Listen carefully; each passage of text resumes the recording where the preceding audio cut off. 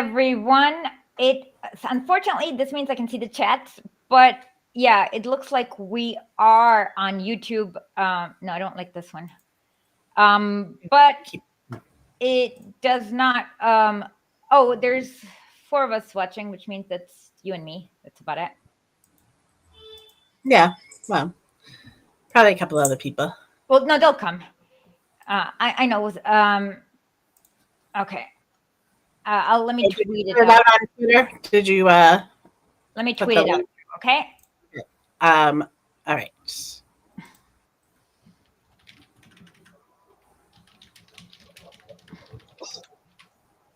Okay. I tweeted that out just for whatever five. No, there's five people watching. Okay. Yeah, there's a couple of people. Okay. We're not gonna actually do anything until somebody says hi. Unfortunately. Yep. So say hi. Okay. Meanwhile, yes. So let's talk about the Obama thread. Yes. Okay. So I can always tell when Obama says something. Okay. Final Forest, Manjunath. ತುಂಬಾ ಧನ್ಯವಾದ ಬಂದಿದ್ದು ನಾನು ಕನ್ನಡ ಮಾತಾಡ್ತಾ ಇದ್ದೀನಿ but ತುಂಬಾ ಉಪಯೋಗ ಆಗತ್ತೆ ನಂಗೆ okay. So I'll just say hi, Final Forest. I'm not going to say all say of hi it. to Manjunath, everyone. Right. He doesn't understand English very well, but the worst thing is that Lenin's collected works has not been translated to Kannada, all of it. Oh, okay. Let me say this in Kannada for him. ಆದ್ರೆ Lenin collected works ತಮಿಳಲ್ಲಿ ಪೂರ್ತಿ ಇದೆ. ನೀನ್ ಓದ್ಲೇಬೇಕಿದ್ನ, ಯಾಕೆಂದ್ರೆ ನಿನ್ನಂತವ್ರೆ ಈ ದೇಶನ ಉದ್ಧಾರ ಮಾಡೋದು. I said, however, Lenin's collected works is in completely in Tamil, has been completely translated into Tamil, and he should read it because hello Namo Papo, and yeah, just like next time at home, just just like right before you go to work, like at home at your home computer, just click on a random video of mine and like pretend to like just let it run, and that'll help with the algorithm. Anyways, I told Manjunath that people like him are the ones who's gonna make this country into a success by reading Lenin's collected works. Mm-hmm. Yep. And yeah, so but if we do get more Indians on there, I wouldn't mind switching languages. Yeah. Except Janet won't understand. Sorry. Yeah. I'm only here for my looks. No, we'll okay, or else we'll teach you the language or whatever. We'll figure this all out. I'll pick it up after a while, a little bit. No, it's not that hard. I'll teach you. So what we were originally talking about was that I can always tell when Obama says something.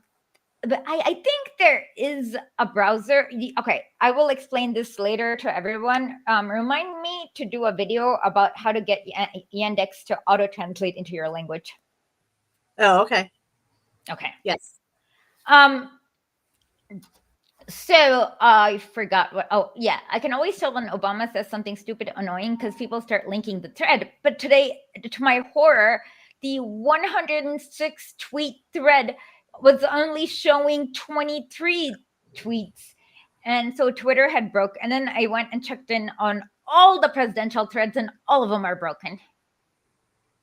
Yeah. So I'm trying to reload it. So I've disabled the replies, not because I can't handle pushback, but because I feel like there's a less likelihood of it breaking if I disable the replies. Yes, because my friend Esha ADHDs, and you'll start reading the replies, and then you'll. Yeah. So yes, no, that makes sense to turn them off. Los Angeles is a better word. Like so yeah, but the thing is that the audience, like I have grown from 8 years to now, and the audience have gotten younger, so they don't have the same memories. Like they don't. They probably were like 2 when the Deepwater Horizon happened. And so I'll have to explain. So BP was drilling far to like 41 kilometers, or was it 41 miles? I can't remember which one.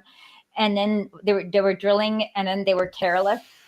and then like their rig exploded, and the oil spilled for like 3 months into the Gulf of Mexico.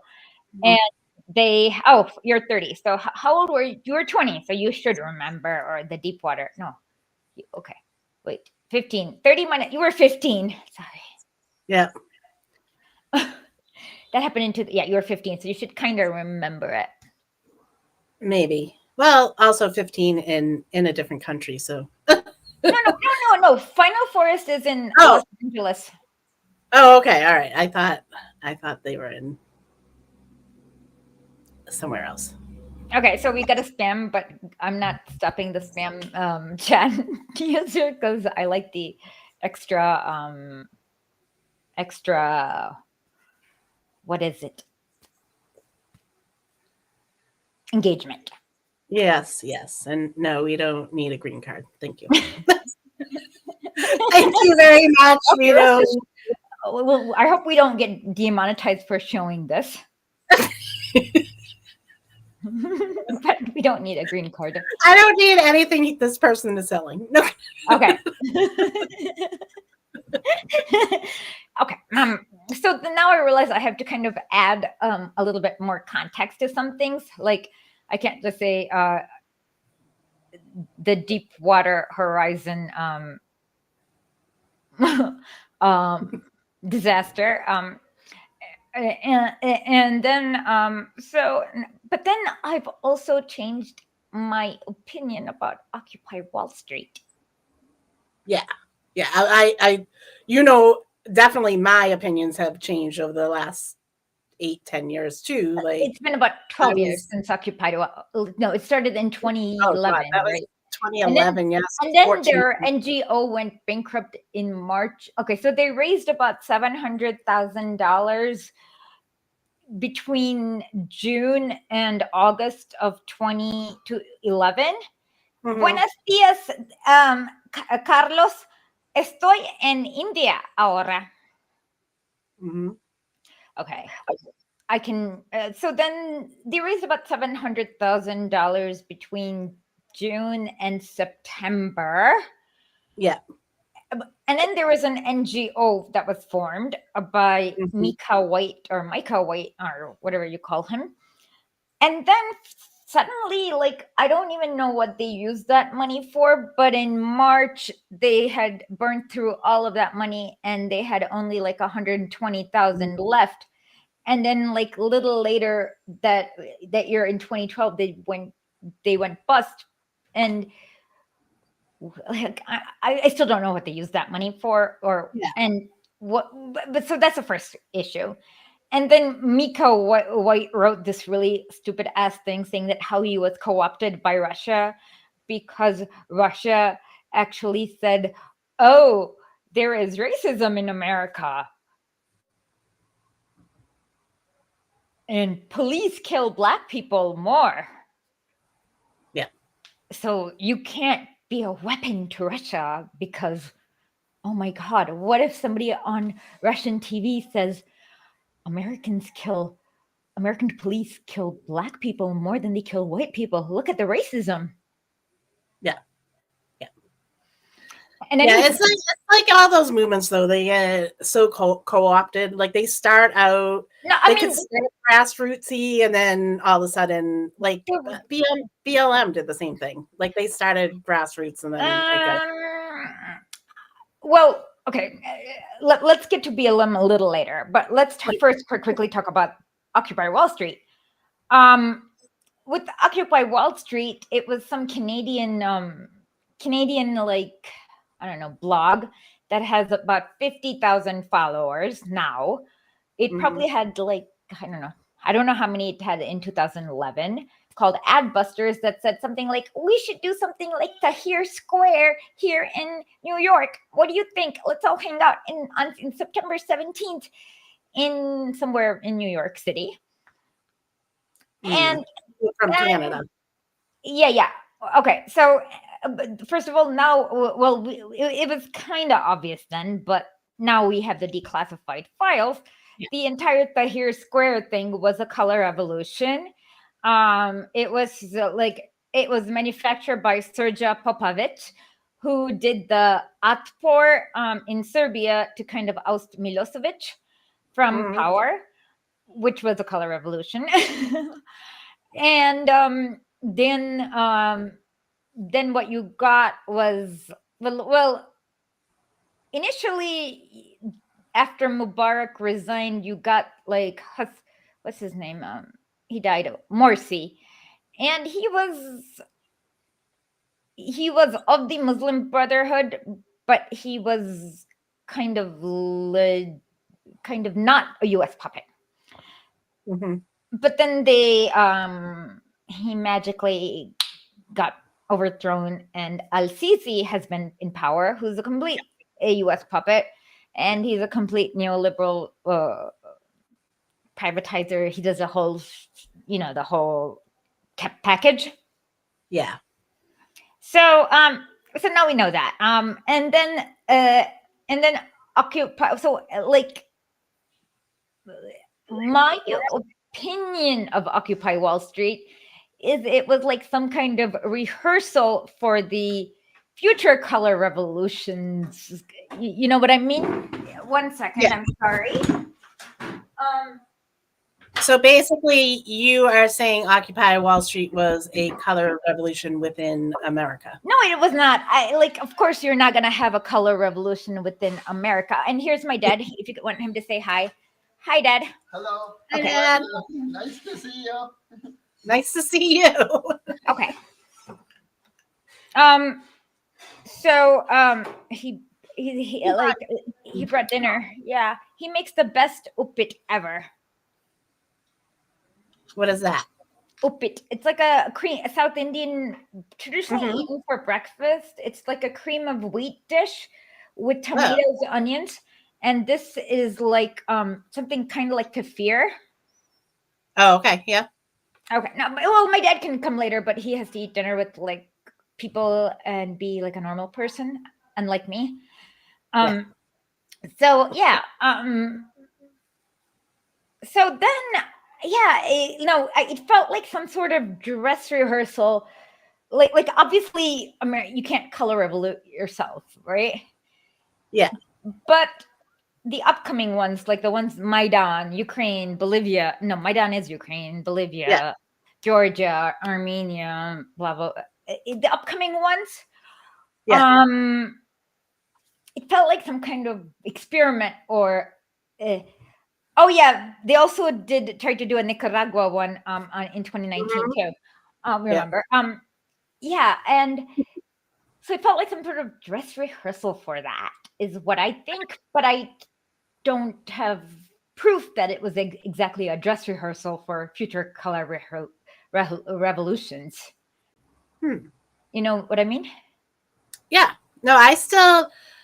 You might be right. I have to look more into it because I really felt like it was grassrooty, and then it just got co-opted. But from what you're saying, it started off as I know it started like the idea came out with the Adbusters tweet on June 13th of 2011, and then this anonymous, which Yeah, anything anonymous has been touching. Highly sus. Yeah. But we didn't know that back then. We thought anonymous was the good guys. Well, I don't know what they actually hacked because they've never hacked anything. They've done weird videos with Guy Fawkes masks, but I actually have not seen them actually hack anything. Have you? If it's like I don't remember. I mean, I think early on they did some stuff, but any of those things, like anything. Yeah, like WikiLeaks, like anytime like WikiLeaks, I think even like 2014 when the WikiLeaks would come out, people were like, "Oh, is it anonymous?" And it's like, no, that was a leaker. Someone that was there was no WikiLeaks is always pretty transparent about its sources. Yeah, there was never hacking for WikiLeaks. Never hacked. It always leaked. It always accepted leaks. Yeah. And they've had a 100% accuracy rate. Do you want to see something really sad though? Yeah. Okay, hold on 1 second.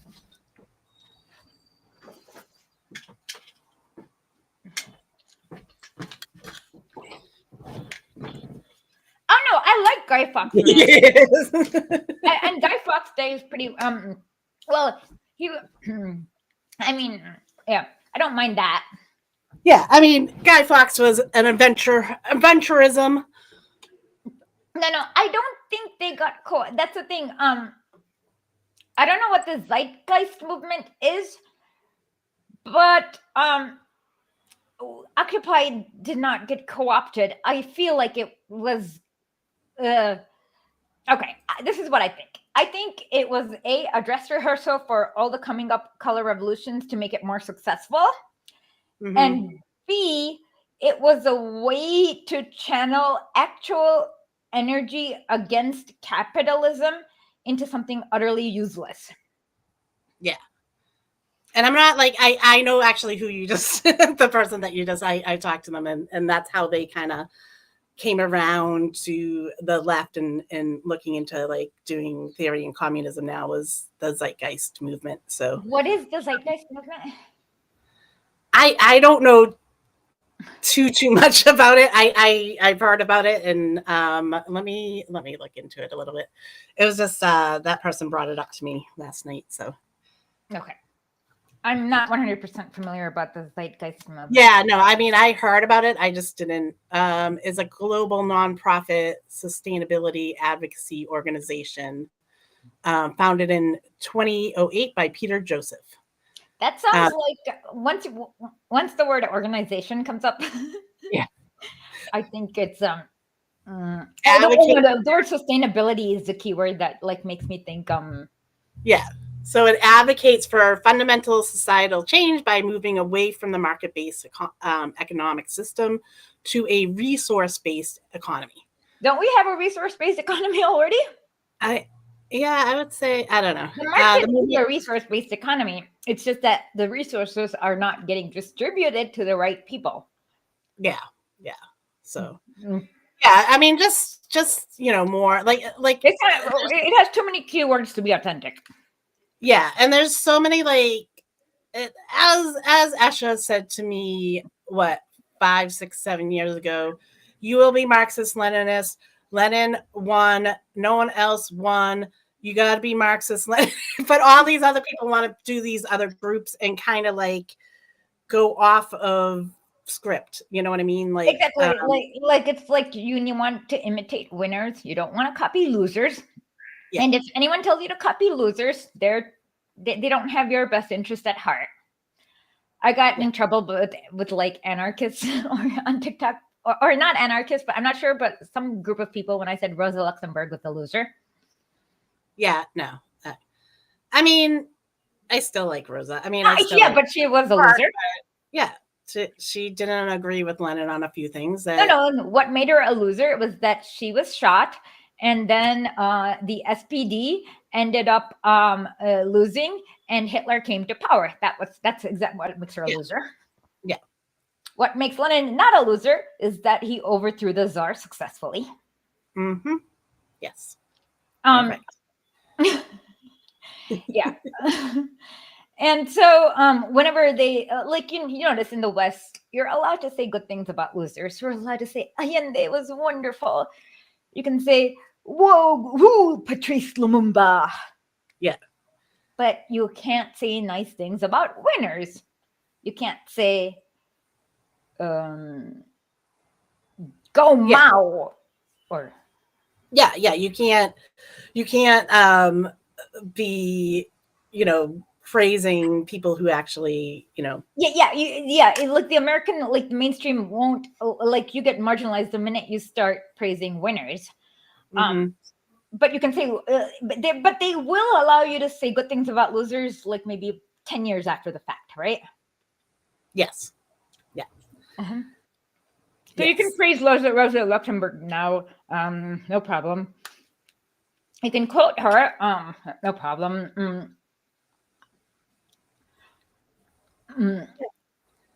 I mean, she was very strong on the, I mean, she wrote a whole book. She like basically she's okay. It's not entirely her fault that the Spartacus movement failed,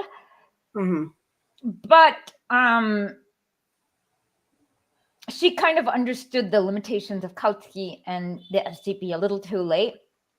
Yeah. And the Spartacus movement was unprepared for the Freikorps and what was coming against them. So that was the time where they should have retreated and like left and went to the Soviet Union for sanctuary and regrouped. No, you're right. You're right. Yeah. Or I don't know. They probably just didn't. I don't know. Like, I mean, they just weren't. Lenin even warned them, like, no, you're not ready. Yeah. No, Lenin warned them after Rosa Luxemburg. Was it more like, but maybe in Russia, maybe, you know, we talk about like the Black 100, the Black Hundreds, and like those roaming gangs that were. And where do you think they went after the Bolsheviks came to power? Yeah, they went down to Germany, Italy. Like, so maybe Lenin was familiar with that kind. Was that not happen? That I don't. Was that happening? Was there something like that in Germany before World War I? Not too strongly, no. That's what I'm saying. So maybe Lenin was seeing it a lot more than Germans because of him knowing what was happening up in Russia. And like that's what I say. Like I wish people would understand. Like when communists actually from United States, not that there's a lot of communists like. There's not like tons of communists that are really talking on this stuff, but like when they're trying to warn people, like there's sometimes like I feel like you talk to someone from other European countries or Canada and stuff, and you're saying, and they're communists, they claim they're communists, and you're like, well, it can get to this point, and they're like, nah, like they don't, like sometimes I feel like they don't see it. Yeah. I mean, if you've seen Star Wars, you should know that the Empire Strikes Back. Yeah. They just won't let the Jedis win. Yeah. Despite and Matt has a lot of hot takes or cool takes about the Empire being anti-slavery and the Jedis being whatever. But I'm not delving that deep into Star Wars because I don't like Star Wars. Yes, Matt is all about the Empire was right. Yeah. So, but that's not where, I don't like it enough to delve that deep. And if you have a good critique, please, of Star Wars about why the Jedis were actually the villains and the Empire was actually the good people, please post it and I will read it. But Empire Strikes Back is a good slogan. Yes. Yeah, so that's a problem. Yeah, they don't understand the counter-revolution that necessarily comes even with the smallest changes, et cetera, et cetera. So that is where I'm having difficulty with the reconstruction of the Obama thread, because I can't just say, oh, he snuck the FBI upon Occupy Wall Street, because I don't understand the nature of Occupy Wall Street like I thought I did. True. But like you said, you have other, like, first of all, you can actually give more information now because you can make the tweets longer. But also, you could just write that there. Like, I'm not going to write things I can't prove. Well, that's what I'm saying. Like, don't just say like, Occupy. This happened in Occupy, but I'm not sure how Occupy started. We're sure how it started. Like I said, Adbusters, then Anonymous, and then 700 people showed up at in Manhattan on day one.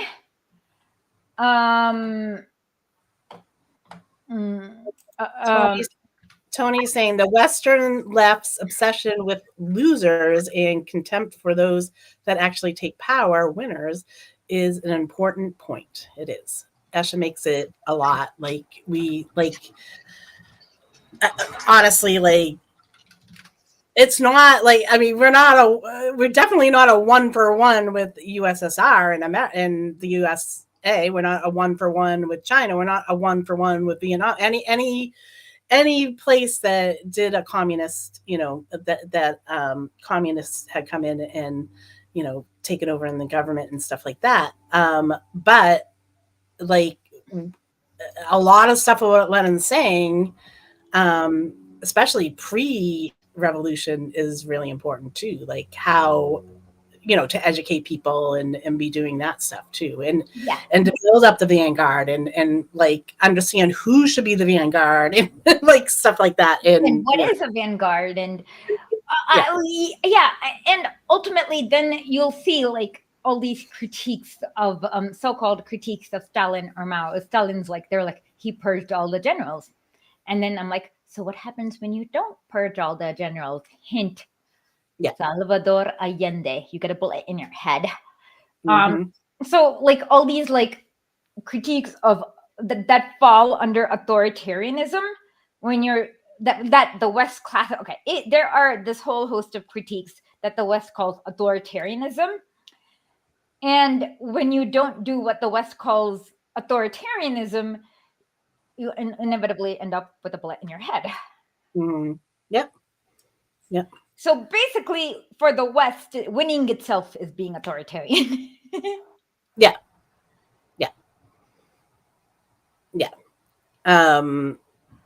So I mean, it's it's. I always like to say, like, we fight way too much about Stalin or China and stuff like that. The critiques are fine, and you should be doing critiques no matter what on stuff, but like, we don't need to sit here in the West and I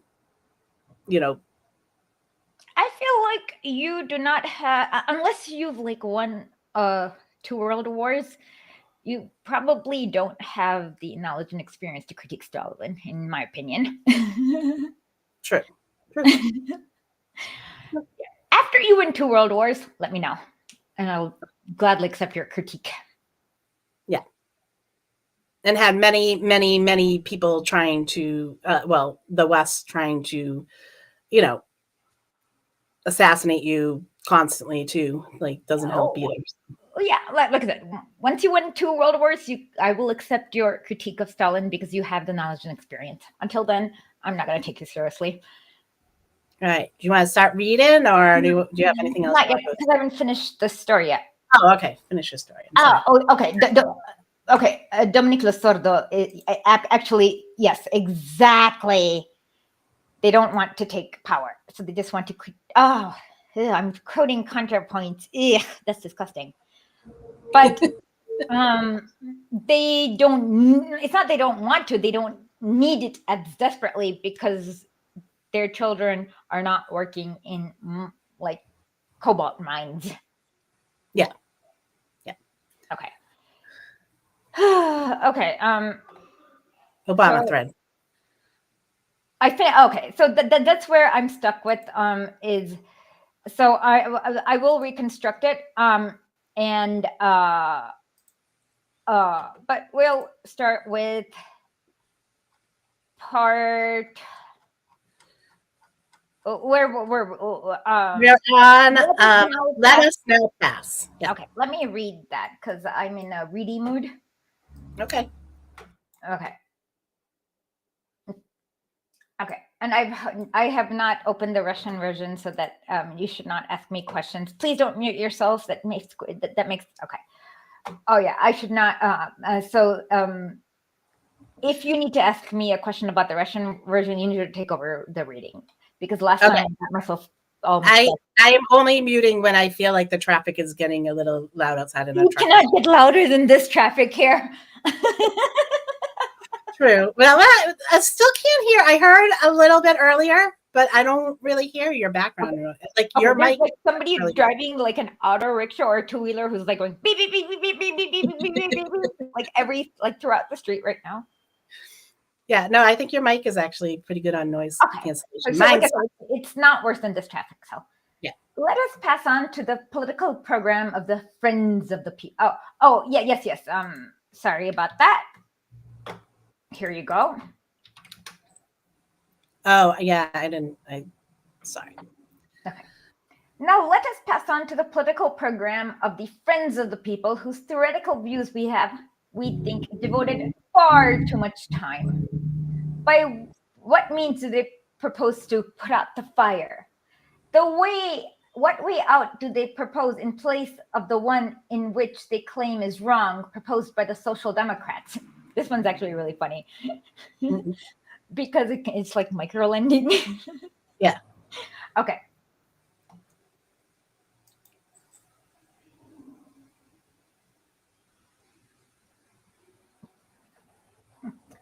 We'll read out the tweets later, the comments later when they're relevant. Okay. The reorganization of the Peasants' Bank, says Mr. Yuzhakov in an article entitled "The Ministry of Agriculture, Ruskaya Bogatstvo, number 10, Russian Wealth, number 10. The establishment of a colonization department, the regulation of state land leasing in the interest of people's farming, the study and regulation of land letting, such is the program for the restoration of people's farming and its protection from economic violence, sick, of nascent plutocracy."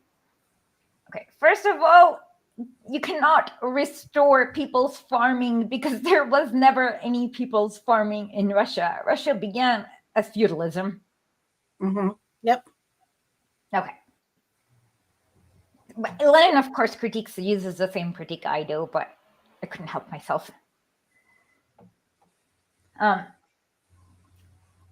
like the whole thing too, like the restoration just seems so weird because wasn't it what in 1865 they had to like set some laws so that wasn't that when the 1861, it was the same year the Emancipation Proclamation was written and Tsar Alexander's abolishment of serfdom, and they both had so they just wanted to go slavery. So to restore that, it would be restoring the serfdom, right? Like yeah, there is, like I said, he's imagining a time before serfdom, but a time before serfdom there was no Russia. Yeah. So where there was people's farming, and it's like you can't restore something that never was. Yeah. In the article, Problems of Economic Development, this program for the restoration of people's farming is supplemented by the following first but essential steps. Remove all restrictions that now encumber the village community. Its release from tutelage, adoption of common cultivation, the socialization of agriculture, and the development of communal processing of raw materials obtained from the soil. So deregulation? Okay, so what the Mir was basically for state-owned land after the abolishment of serfdom, the state's serfs got this communal land, but they got no instruments or anything. But the communal land was determined by the landlord, who would pick the best lands for himself, and like it was like spotty lands, like here, there, like it was just not even they couldn't even pick which lands they would have to farm as a community. Like if they didn't have one big tract that the entire. Did Russia have commons at any time, or all feudal systems have commons? Okay. All right. Okay. All right. But the landlord got to pick. So the commons after serfdom was different than the commons before serfdom, because the common before during serfdom was like actual commons, because that would help the landlord get the most amount of rent. But after the abolishment of serfdom, he basically kind of got to pick what was the commons, and it was like splotchy crap. Yeah. Instead of big tracts of land. Okay. And Mr. Skrivenko and Karushev add cheap credit, the art of farming, an assured market, the possibility of dispensing with employers' profit. This will be dealt with separately below. The invention of cheaper engines and other technical improvements. And finally, museums, warehouses, commission agencies. This is equivalent to the libertarian idea of jetpacks. Yeah. Right? Yeah. The invention of future cheaper engines, like, Yeah. yeah. Examine this program, and you will find that these gentlemen wholly and completely adopt the position of modern society, i.e., that of a capitalist system, without realizing it. They want to settle matters by mending and patching it up, failing to understand that all their progressive measures, cheap credit, improved machinery, peasants' bank, like microlending, and so on, can only serve to strengthen and develop the bourgeoisie. Nick On, it's like somebody's, this guy is not in the legal press, it's like his alias. Yeah. So yeah, Nick Kahn is quite right, of course, when he says, and this is one of his most valuable theses against which the friends of the people could not help protesting, that no reforms under the present system are of any use, and that credit, migration, tax reform, and transfer of the land to the peasants will not appreciably change anything, but on the contrary are bound to strengthen and develop the capitalist economy, retarded as it is now is by excessive tutelage of survivals of feudal dues. Basically, yeah, like if you like say, hey, peasants, move over to Siberia and you can have as much land as you want. That's like shit. That's crap land that you can't grow anything on because it's like 100. I mean, now you can because now we have fertilizers and all this nice technology. But back then, that was like tundra and crap land that you couldn't grow anything on. In fact, in what's his face? Seligman tried that, and half the people who moved to Siberia was like, "What the f?" and they came back. Yeah. Yeah, no, it would be like moving Americans to Alaska to do farming. Yeah, exactly. Out of the heartland. From Oklahoma moving them from Oklahoma to Alaska to do farming. I mean, if you move them from Oklahoma to Alaska to do oil drilling, that makes perfect sense. Yeah. Yeah.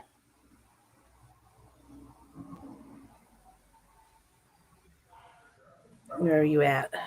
Economists, he says, who, like Prince Vasily Chikov, an undoubted friend of the people in his ideas, desire the development of credit, want the same thing as the liberal bourgeoisie economists and are striving for the development and consolidation of capitalist relations. They do not understand the antagonist character of our production relations within the peasantry as within other social estates. So social estates was like baron. You could be the nobility or a merchant, or like a free proletariat, or like a former serf. Yeah. And like if you were like a hereditary nobility, you like had these special school, like you got all these like money, privilege, everything you wanted. Yeah. Because you were kind of related, inbred into the, because you married your cousin or whatever. No, he did. Tsar Nikolai. It's a weird thing, but they're both Tsar Nikolai and his wife Maria. They are both related to Queen Victoria on both sides. Yep. I don't know how. I forget how. Well, isn't it all like through the Germans too that they're all related? Yeah, they're all inbred. Yeah. They all were. They do not understand the antagonistic character of our production relations within the. Okay, instead of trying to bring this antagonism out into the open, instead of simply joining with those who are enslaved as a result of this antagonism and trying to help them rise in struggle, they dream of stopping the struggles by measures that would satisfy everybody to achieve reconciliation in unity. Doesn't that sound so familiar? Mm-hmm. The result of all these measures is naturally a foregone conclusion. One has but to recall the examples of differentiation given above, that all these credits, the idea of utilizing credits to foster people's farming, like exactly like I said, microlending,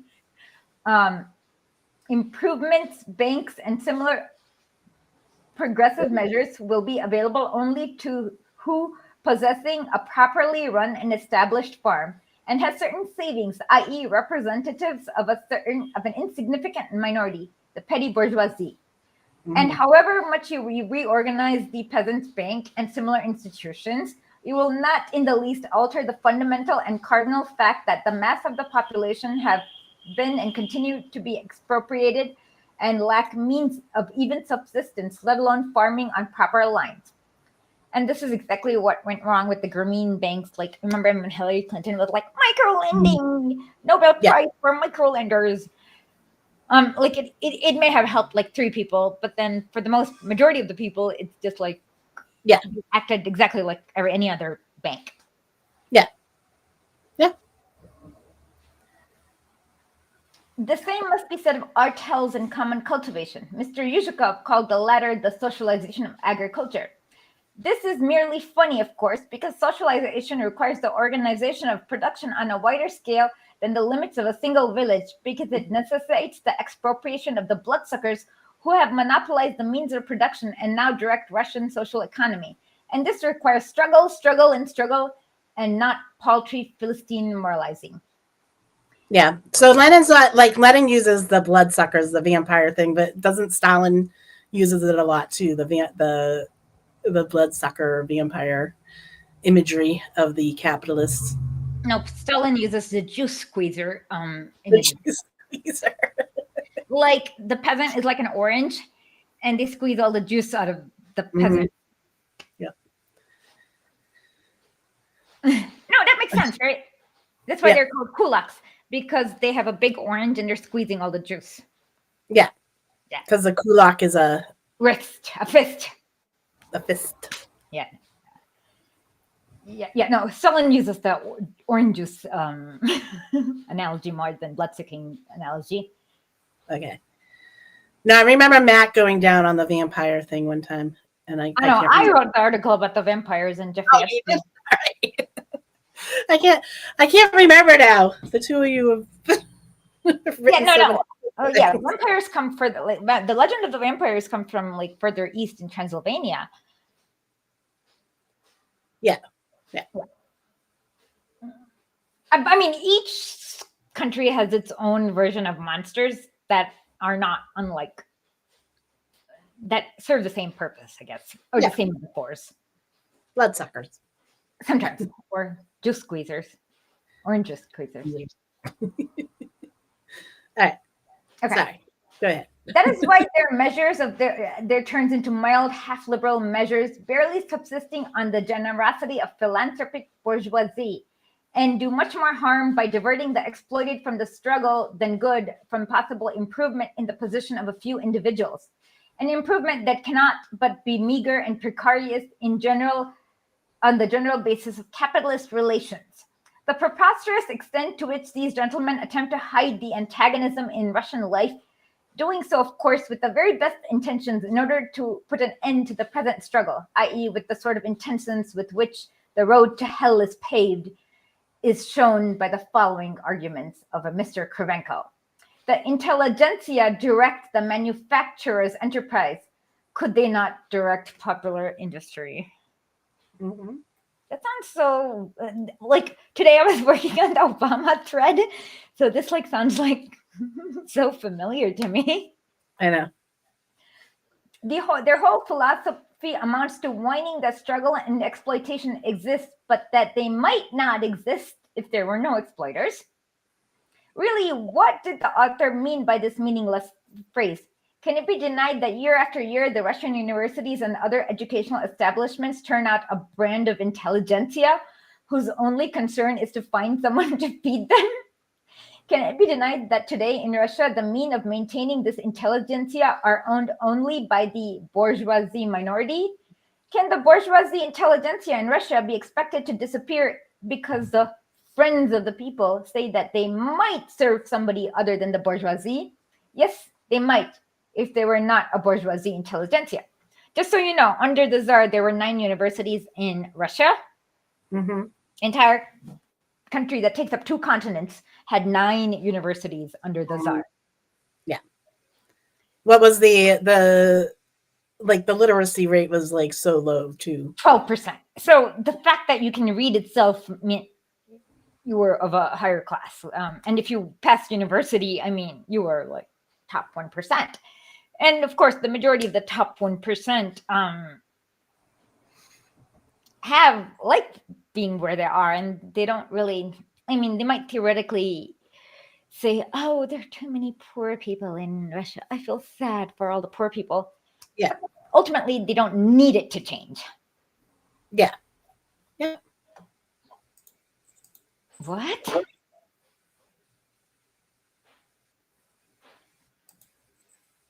Yeah, I don't know who that is.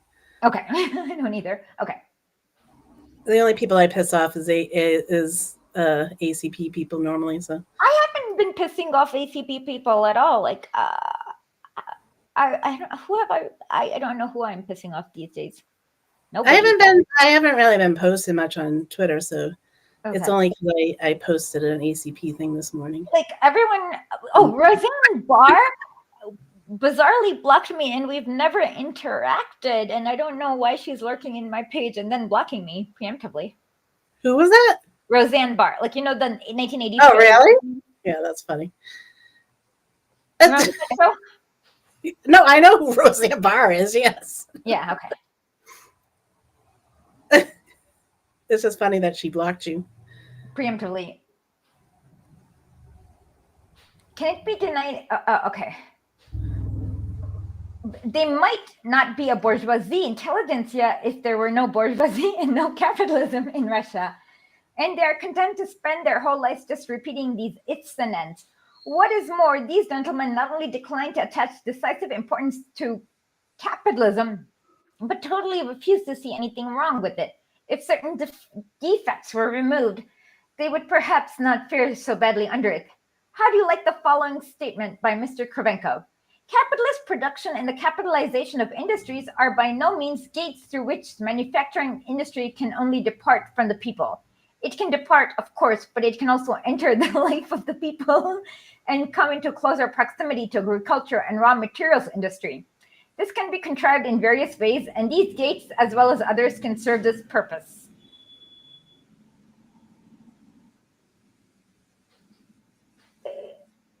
So you have the capitalist industries, and they want cotton, so they have a gate to agriculture. Yes. And how do they expect this gate not to be capitalist? Yeah. Yeah. And then they have this gate to like mining and other raw materials. And again, why is this gate also not capitalist? If you're a capitalist industry, like that part makes, I mean, that's what's absurd. Mr. Kravchenko has a number of very good qualities as compared with Mr. Mikhailowski. For example, frankness and straightforwardness. Where Mr. Mikhailowski would have filled reams with smooth, glib sentences and wriggling around the subject without ever touching it, the businesslike and practical Mr. Kravchenko hits straight from the shoulder without the twinge of conscience spreads before the reader and all the absurdities of his views without reservation. Capitalism can enter the life of the people, if you please. That is, capitalism is possible without the working people being divorced from the means of production. That's ridiculous because that's the entire definition of capitalism. This is positively delightful. At least we are now absolutely clear as to what the friends of the people want. They want a commodity economy without capitalism, capitalism without expropriation, and without exploitation, but nothing but a pretty bourgeoisie, peaceful, vegetating under the wing of humane landlords and liberal administrators. Yeah, that sounds exactly like liberals today. They have not changed. Yeah. No. And though with the serious mind of a departmental official who intends to confer a boon on Russia, they set about contriving schemes under which the wolves have their fill and the sheep's their skins. Well, in the Bible, they say you cannot serve two masters. Yeah. You cannot. You can either serve God or wealth. Yeah. And Jesus is kind of explaining the class if Jesus said that, he's kind of explaining the class contradiction, right? Exactly. Yeah. But this is kind of also true. like you cannot like have capital like that's like the trickle down Reaganomics where everything trickles down, like prosperity trickles down. Yeah. So this is the same kind of idea where you magically have good landlords and good capitalist owners of factories who will trickle down prosperity as well. Yeah. Benevolent. They're the benevolent capitalists. Yeah. Or like they talk about like the owner who doesn't beat his foot. Let's Count Hayden, as we read last week. Yes. More Count Haydens. That's what we need in the world. Yeah. To get some idea of the character of these schemes, we must turn to the article by the same author, number 12, Our Culture of Freelances. I am really impressed how he does this without LexisNexis or Google. I don't know. Yeah. The artel and state form of industry, argues Mr. Cravenko, apparently under the impression that he has already been called upon to solve practical economic problems, is by no means all that can be imagined by the present instance. For example, the following scheme is possible. And he goes on to relate how an engineer visited the offices of Russkaya Bogatstvo with a plan for the technical exploitation of the Don region. Don region is everything east of the Don River, the Donbass region. By a joint stock company with shares in small denominations not exceeding 100 rubles. The author was recommended to modify his scheme as roughly as follows. The share shall not belong to private persons, but to village communities. That part of the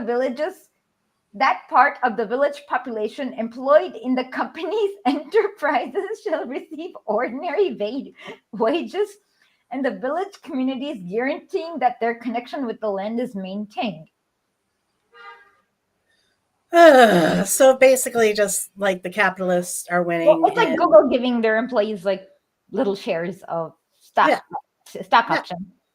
Yeah, which doesn't even equate to the exploitation. That doesn't come near. Like they get $30 or whatever.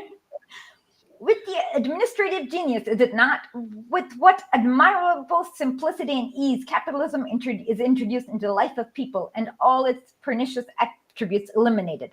All that is required is that the rural rich buy shares. I say the rich will buy shares despite the author's stipulation that the shares shall be owned by the communities, because after all, he speaks of purchase of shares with money, which only the rich have. Hence, whether business is conducted through the agency of communities or not, only the rich will be able to pay, just as the purchase or lending of land by community in no way prevents the rich from monopolizing this land. The dividends, too, must go to those who have paid, otherwise the shares will not be shares.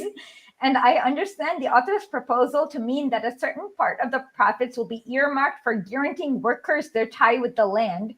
If the author does not mean this, although it inevitably follows from what he says, but that the rich shall pay for the shares and not receive dividends, then all his scheme amounts to is that the rich shall share with the poor. This reminds me of the anecdote about the fly killer, which requires you catch the first fly and put it in the dish, and it will die instantly. So basically, yeah. Lenin explains why. This sounds a lot too like at that time. When I was doing the Michael Parenti stuff, I was reading about how they were coming up with that too here in the United States. They were saying, oh, if we give our employees like a little bit of the company, you know what I mean? Like, so like the, now like the stock market, you had the stock market and all the rich people, but they would just give little dribbles to the employees here to make them feel like they were part of the family and stuff like that. It's just insane. Yeah. Through communities and receive dividends from the entire enterprise in which a part of the population will be employed and their tie with the land guarantee. Their tie as slaves. Yep. A tie insufficient to assure a livelihood from the land. Otherwise, who would go to work for ordinary wages? But sufficient to bind a man to his locality, enslave him to the local capitalist enterprise, and deprive him of the possibility of changing masters. I say master, capitalist, quite legitimately, for he who pays the laborer wages cannot be called anything else. The reader is perhaps annoyed with me already. No, we're not, for dwelling so long on such nonsense. Nonsense that would seem to be undeserving of any attention.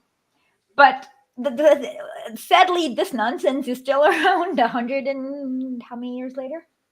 1894. Somebody do the math. So I don't know. 131 years. Exactly. This nonsense is still around. Yep. Co-ops for everyone. Who's the co-op? I forgot. 401k kind of like. Who's the co-op dude? Who people on the left like? What's the name? He's like a popular economist. He's the co-op dude. He talks a lot about co-ops. Oh, I don't know. If you guys remember who I'm talking about, he's a co-op dude. He really likes co-ops. He's on the left.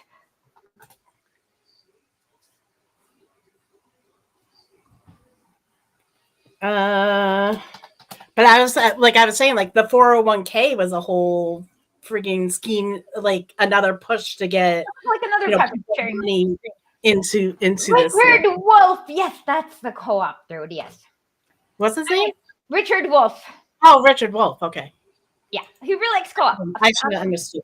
I don't mind that he likes co-ops and he promotes co-ops. But co-ops itself does not mean an end to capitalism, because Mussolini loved co-ops too. Yeah. And there's a Spanish co-op in the Basque County, and like they actually ended up having Polish slaves. What's the name? Mondragon? What's the Spanish co-op called?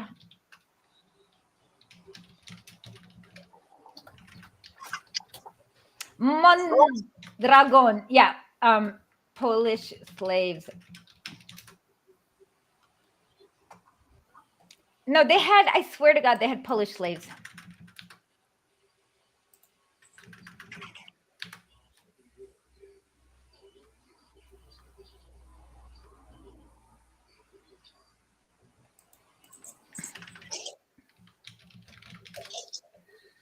I'll be right back.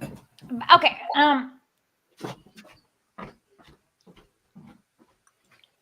I swear they had like Polish slaves for a while, but whatever. Well, like I said, in the DPRK, you have a constitutional right to form a co-op. Huawei is a co-op. So co-ops can be good, but it is not an end to capitalism. Otherwise, there would be, if it were, if co-ops posed such a threat to capitalism, Mussolini would not be promoting co-ops. Yeah. And also because they just, it's just another thing that band-aids capitalism. What happens is that co-ops, like the first to join the co-ops get the biggest share, and then like you eventually get the same trickle-down problem you get with every other capitalistic enterprise.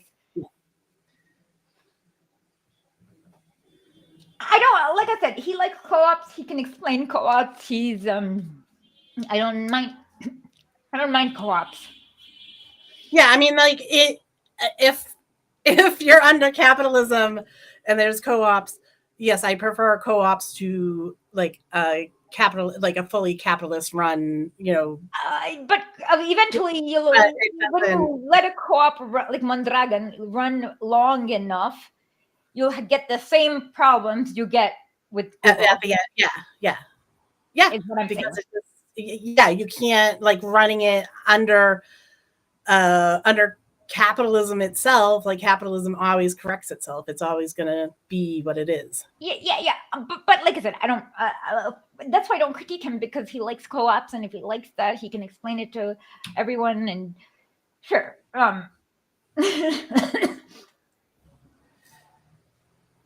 Okay. But I must say, although it is nonsense, it is a type of nonsense that is useful and necessary to study, and it reflects the social and economic relations actually existing in Russia today, and everywhere else tomorrow and 135 years from today. As a consequence, in one of the social ideas very widespread in our country that social democrats will have to reckon with for a long, long, long time to come, at least 135 years. The point is that the transition from feudal to capitalist mode of production in Russia gave rise, and to some extent still gives rise, to a situation where the working people, in which the peasant, being unable to obtain a livelihood from the land and to pay dues from it to the landlord he pays them to this very day, was compelled to resort to outside employments. At first, in the good old days, it took the form of either independent occupation, for example, carting. Carting is like where you take like the hay, like the wheat or whatever crap that barley that they grow, and you move it to some other city. Yeah. Or with the cart. Hopefully you have a horse too. Hopefully. And you're not the horse. Or labor which was not independent, but owing to poor development of these types of employment, which was comparatively well paid. Under this condition, the peasantries were assured of a certain well-being as compared with things today, the well-beings of serfs, who peacefully vegetated under the tutelage of 100,000 noble police chiefs and of nascent gatherers of Russian land, the bourgeoisie. Obviously, he's making fun. The 100,000 police chiefs means it's not a peaceful tutelage. And I will bring up here once again, Lenin, not reading Lenin without understanding how sarcastic Lenin is, like leads to not understanding what Lenin's saying. I can not take this as sarcasm when you're not like the 100,000 noble. He's real clearly referring to the 100. Yeah, I'm just telling you. You know, 30 years ago when I tried to read Lenin, I didn't know he was funny. I thought he was he had to be very dry, and I didn't understand it. Okay. So I like pointing that out. But the 100,000 is he's referring to the black hundreds. Yeah.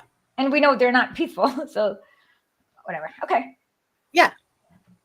And the friends of the people idealize the system, simply disregarding its dark side, and dream about it.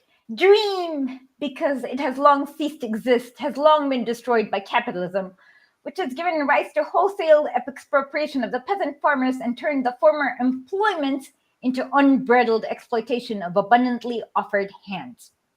Our petty bourgeoisie knights want to, they're not real knights, of course. He's just want to preserve the peasant's tie with the land, but they do not want the serfdom that alone ensured this tie, and which was only broken by the commodity production and capitalism, which made this tie impossible. They want outside employments that do not take the peasant away from the land, that while work is done for the market, do not give rise to competition, do not create capital, and do not enslave the mass of the population to it. True to the subjective method in sociology, they want to take what is good from here and from there, but actually, of course, this childish desire only leads to reactionary dreaming, which ignores realities, an inability to understand and utilize the really progressive revolutionary aspects of a new system, and to sympathy for the measures which perpetuate the good old system of semi-serf, semi-free labor, a system that was fraught with all the horrors of exploitation and oppression and held out no possibility of escape. To prove the correctness of this explanation, which classes the friends of the people among the reactionaries, I shall quote two examples. In the Moscow Zemstvo statistics, we read the descriptions of a farm of a certain Madame K in Podolsk Uyezd, which the farm, not the description, aroused the admiration of both Moscow statisticians and Mr. Vivi, that's Postnikov. If my memory does not deceive me, he wrote about it, I think, in a magazine article. Yeah. This notorious farm of Madame K's was regarded by Mr. V. Orlov, Orlov is also a count, by the way. As a convincing practical confirmation. I know this because I was reading the Tsar's coronation, and oh my God, reading the Tsar's coronation is really, really boring because it's like the Tsar stood here. Next to the Tsar stood here, is it like his wife? Then here stood this guy, this count, and then here stood this, like, and you're like, okay, I don't care where they stood. How do I know Orlov then? I know you were explaining that to me. Maybe it was from that. Yeah. Yeah, but like, oh, maybe. Okay, so all right. There was Catherine the Great had an Orlov. Maybe that's what I'm thinking of. Yeah. And then his grandson was Nicholas Orlov. Okay, all right. That's where I would have known the name Orlov. Okay. Anyways, of his favorite theses, where the peasant farming is in a sound condition and the private landowner's farm is also better conducted. From Mr. Orlov's account of this lady's estate, it appears that she runs her farm with the labor of the local peasants who till her land in return for a winter loan of flour. That sounds a little kulaki, right? Yes. You till my land, and I will give you a loan of flour that will last you to the winter, and the condition that you till my land without pay. And then I will give you a bigger loan, and then you'll have to till more of my land longer without pay. Yeah.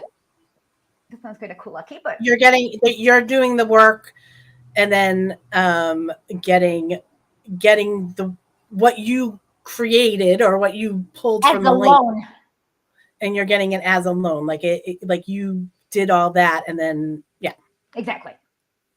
The lady is extraordinarily kind to these peasants and helps them so that they're now prosperous in the Volat and have enough grain to last them almost almost until they only have to starve for like a month or two. It's okay. Yeah. You can just like not almost until the new harvest. Formerly, it did not even last until St. Nicholas Day. Oh, so not even till December. So now they're getting few. Christmas in Russia is January 6th. Okay, so January. Yeah. So it wouldn't even last until almost. So now it lasts until February. No, but wait, the new harvest doesn't come out till May or June, right? No, the new harvest wouldn't even be until the next fall. Oh, because you grow and then you harvest in the fall. And so it has to that whatever much flour will have to last you till August. Mm-hmm. Until you start harvesting. Yeah, no, that's not happening. Yeah. So they'll just have to like skip all food in the months of like from February to July. Mm-hmm. Yeah. No, it's not a pyramid scheme. It's an enslavement scheme because the peasant does not have any collateral to give. He doesn't even own the clothes on his back, right? So his collateral is corvée labor, which is unpaid labor. Yeah. So it's like, you can't, like, the peasant isn't going to others and giving them. So it ends there. It's him just giving more unpaid labor, being more enslaved. Yeah. The question arises, does such an arrangement preclude the antagonism of interests of peasants and land owners, as Messrs. N. Kablukov and V. Orlov think? Obviously not, because Madame K lives on the labor of her peasants. Hence, the exploitation has not been abolished at all. In fact, it's been increased. Because if there were former slaves, at least she'd have to feed them. Yeah. If they were actually her slaves, she'd at least have to feed them. Yeah. Instead of now she's like, I can give you some grain to try to get you through, but and I'll give you a loan of some grain to get. I'll give you a loan of some grain, and then you have to do some more work for me later on. Yeah, but yeah. Madame K may be forgiven for failing to the exploitation behind her kindness to the exploited, but not so an economist and a statistician who, in his ecstasy over the case in question, takes up exactly the same stand as those mentioned Freud, philanthropists. Yeah. Okay, human friends of humans, philanthropists. Yeah. Okay, in the West, who go into ecstasies over the kindness of a capitalist to a worker, rapturously relates cases where a factory owner shows concern for his workers and provides them with general stores and dwellings. Those are company. Back then, those were company towns. To conclude from the existence and therefore possibility of such facts that there is no antagonism of interest is not to see the wood for the trees. That is the first point. The second point is that we learn from Mr. Orlov's account that Madame K's peasants, thanks to the excellent crop the landlady gave them good seed, have acquired livestock and prosperous farms. Let's assume that these prosperous peasants have not almost, but completely prosperous, not the majority, but all of them have enough grain, not almost until, but right until the new harvest.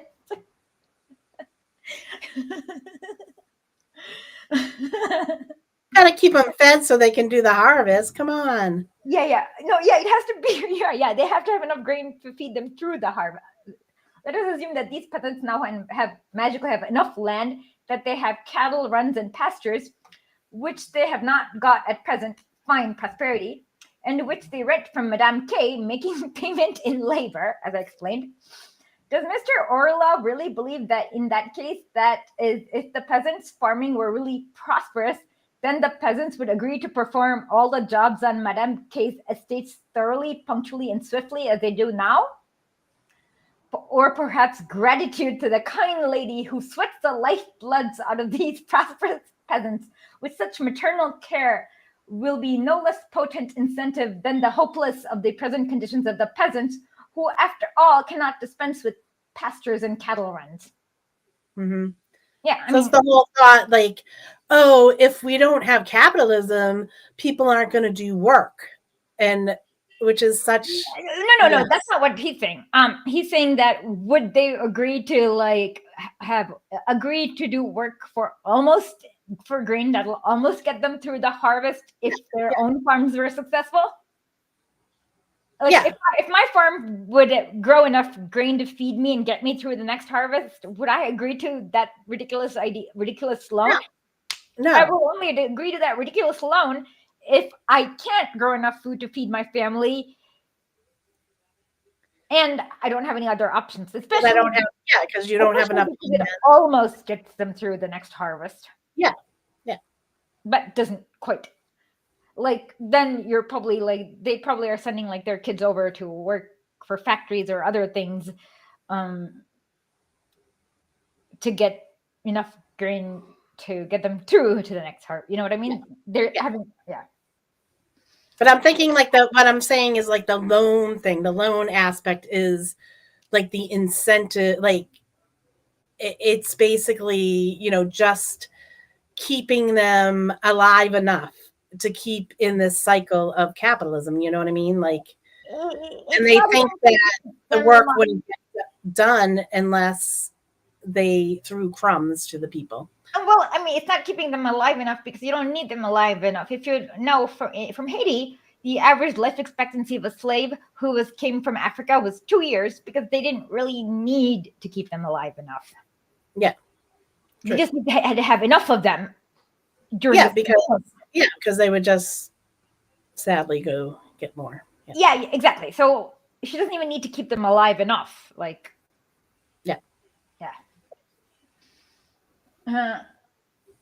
Evidently, the ideas of the Friends of People are in a sense the same as true pretty bourgeois ideologists. They do not want to abolish exploitation, but to mitigate it. They do not want connect but conciliation. Their broad ideals, from the standpoint of which they so vigorously fulminate against the narrow-minded social democrats, go no further than the prosperous peasant who performs his duties to the landlords and capitalists who provide and treat and provided the landlords and capitalists treat him fairly. That's Obama's hamp.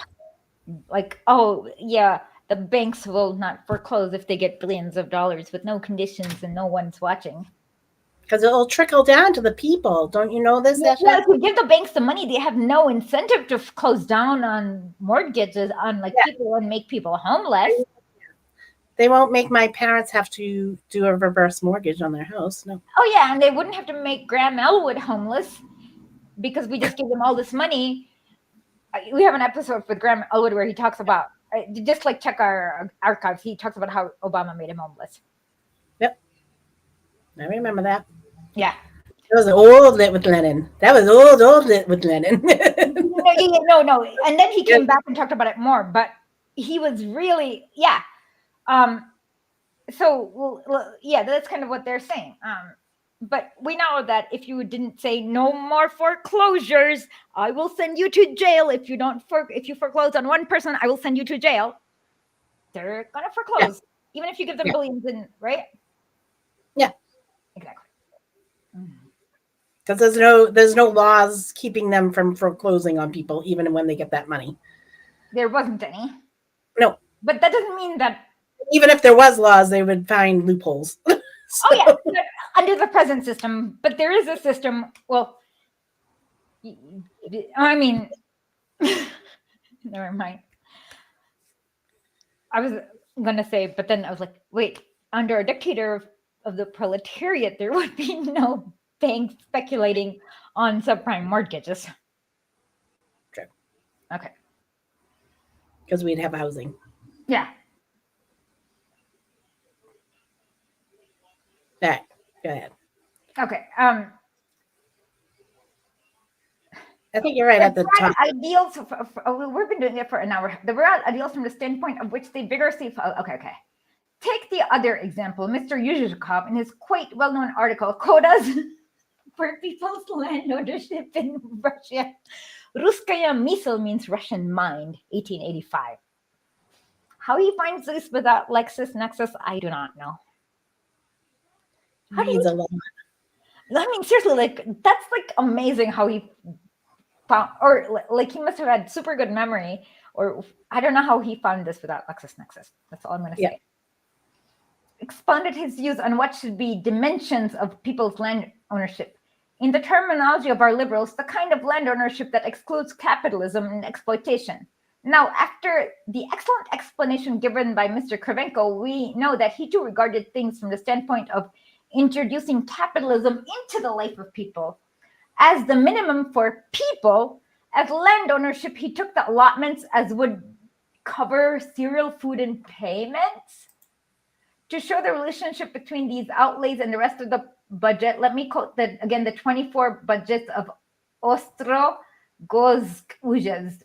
Average expenditure per family is 495 rubles in cash and kind. Of this, 109 rubles go for the maintenance of cattle, 135 rubles are spent on vegetable food and taxes, and the remaining 250 rubles on other expenses, non-vegetable food, clothes, and implements, and rent. Mr. Yuzhnikov allows the hay fields and other grounds to account for the maintenance. So basically not enough money. But I also read cereal food, so only grains. You're not getting any other kind of food. You're not getting the vegetables. You're not getting the meats, No. Yeah. Well, the rest, he said, could be obtained by employment. So the peasant has to maintain his allotment land and then also be in the other place where he has a second employment. He has to have 2 jobs, at least. Well, but he can't have 2 jobs because he has to go to the city to get other employment, and he has to maintain his farm. So he literally has to be in 2 places at once. Yep.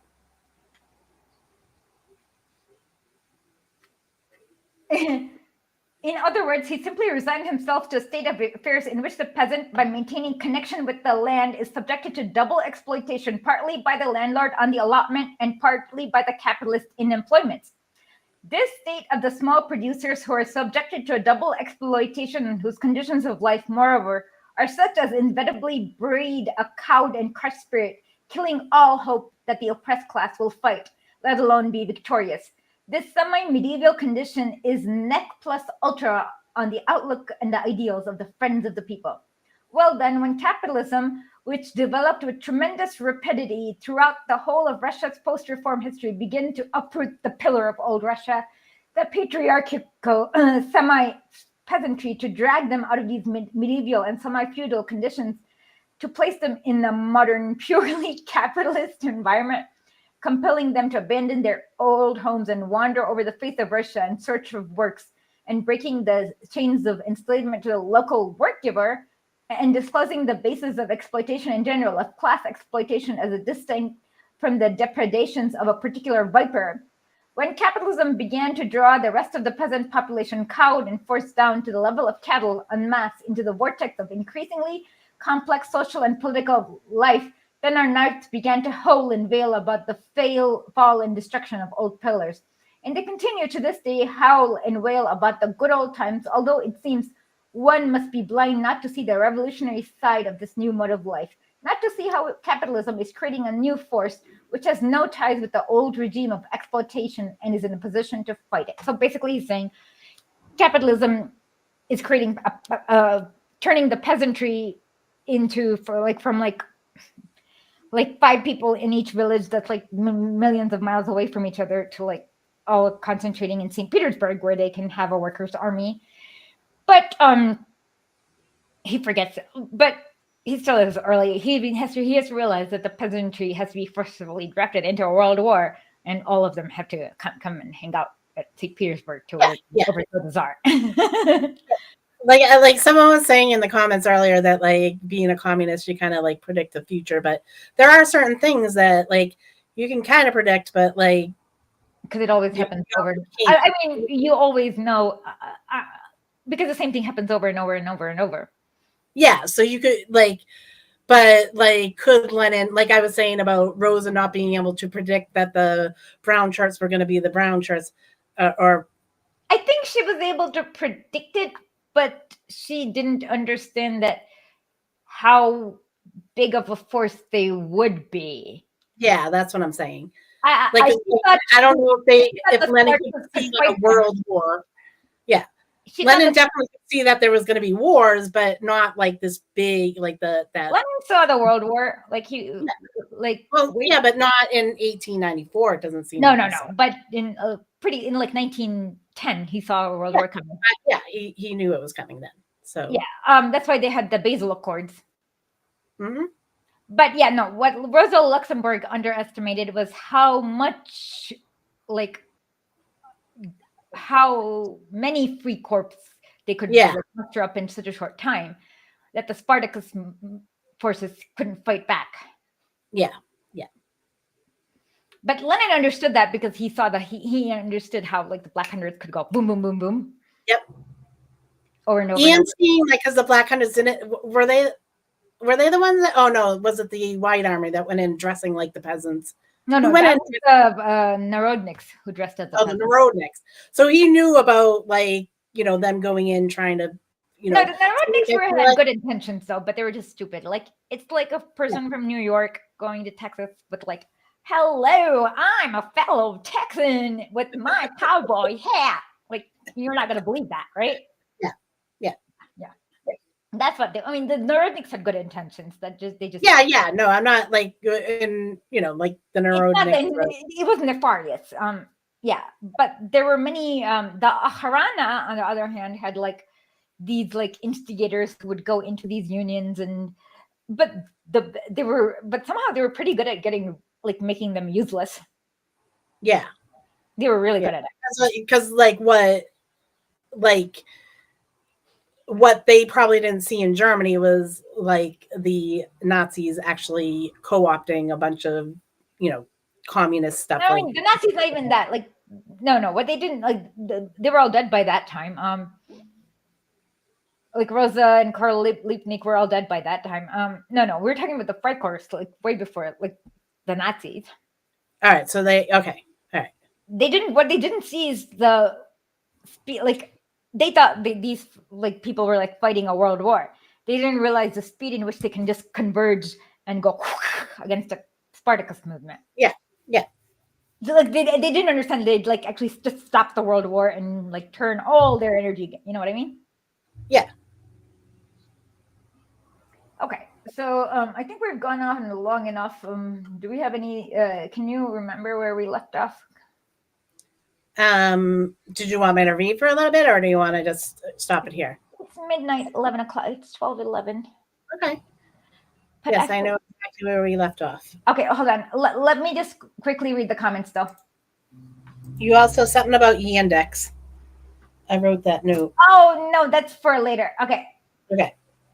So let's Wolf democracy his jam. Yeah, he's a good teacher, but his analytics is limited, all around non-offensive. I don't think his analytics is limited. I think he purposefully limits his analytics in order to be a compatible leftist. Because he kind of understood, I forgot, there was some interview where he understood like the Cuban gusanos pretty well. Mm-hmm. No, we don't have the ability to see the future. It's just that capitalism repeats, like we don't, you know what, like it's just the same thing repeating. Like, for example, the reason why I knew Nepal was a color revolution is because literally these events happened in the same order as in Maidan, which was a color revolution. Oh, and speaking of which, we actually did an interview, if you want to. Yeah, we will put that out.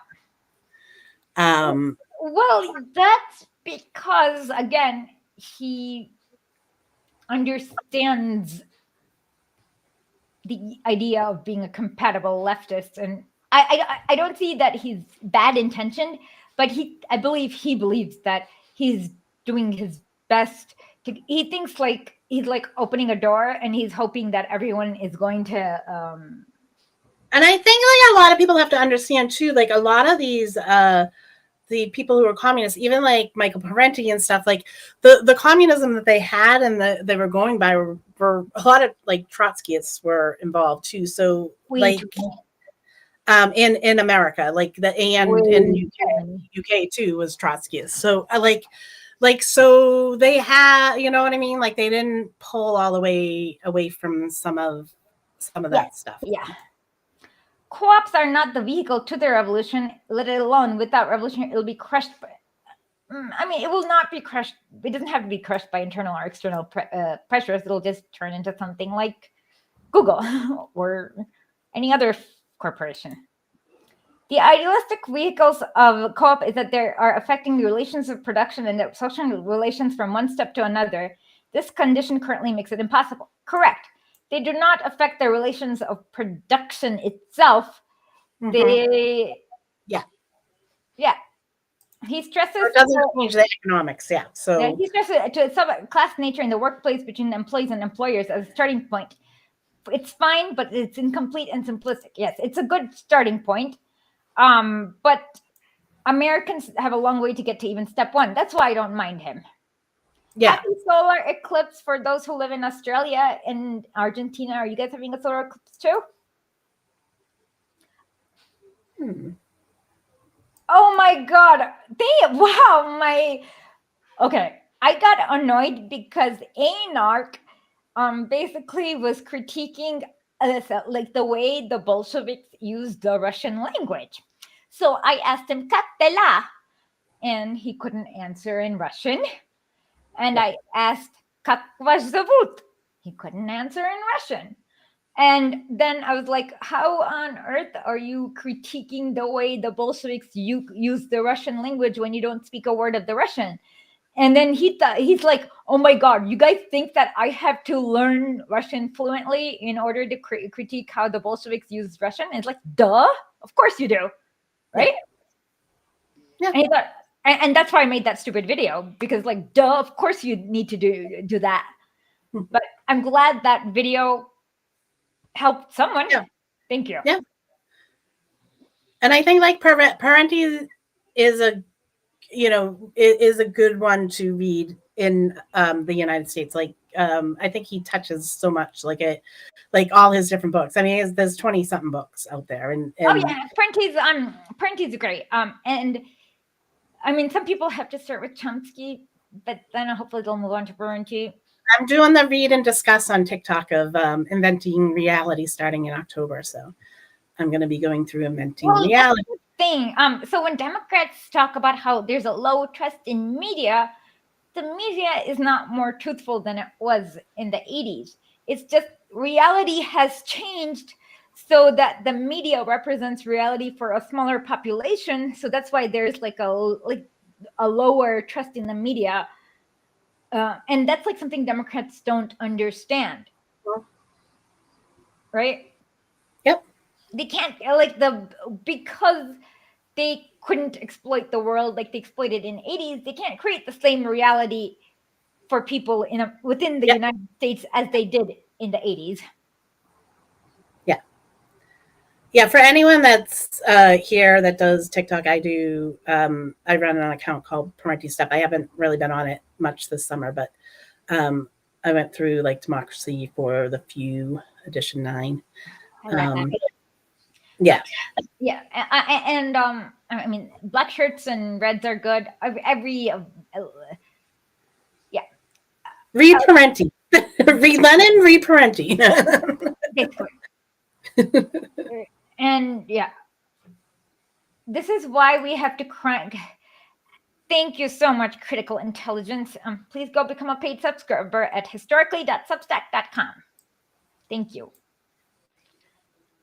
And that's exactly what Lenin says in What Is to Be Done. What is the advice?